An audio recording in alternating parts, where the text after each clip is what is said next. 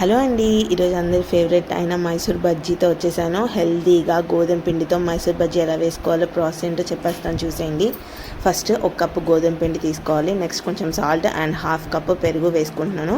మంచిగా మిక్స్ చేసుకోవాలి. అవసరమైతే కొంచెం వాటర్ పోసుకొని మంచిగా ఇలా బీట్ చేసుకోవాలండి. ఎంతసేపు బీట్ చేసుకుంటే అంత ఎయిర్ ఫామ్ అయ్యి మైసూర్ బజ్జీ మంచిగా ప్లఫీగా వస్తాయి అన్నమాట.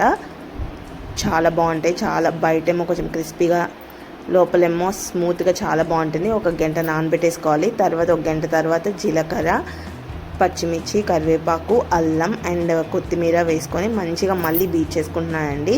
ఎంత బీట్ చేసుకుంటే అంత బాగుంటాయి అనమాట. ఎక్కువసేపు బీట్ చేసుకోవాలి. నెక్స్ట్ వేసుకునే ముందు మాత్రమే ఇలా సోడా ఉప్పు వేసుకోవాలి కొంచెం. జస్ట్ తర్వాత చెయ్యి మంచిగా ఇలా తడుపుకొని కొంచెం పిండి తీసుకొని మనం చిన్న చిన్నగా ఇలా వేసుకోవాలి. మంచిగా రౌండ్గా చాలా బాగా వస్తాయండి. ఇలా బ్రౌన్ కలర్ వచ్చే వరకు ఫ్రై చేసుకోవాలి. చాలా టేస్టీగా ఉంటాయి. మనం మైదా అని చెప్పి స్కిప్ చేస్తూ ఉంటాం కదా మైసూర్ బజ్జీ, కానీ ఇలా గోధుమ పిండితో కూడా మైదా అంత మంచిగా అంత టేస్టీగా ఉంటాయి. ఖచ్చితంగా ట్రై చేయండి, చాలా బాగుంటుంది. ఇలా హెల్తీగా ఒకసారి ట్రై చేసి చూడండి.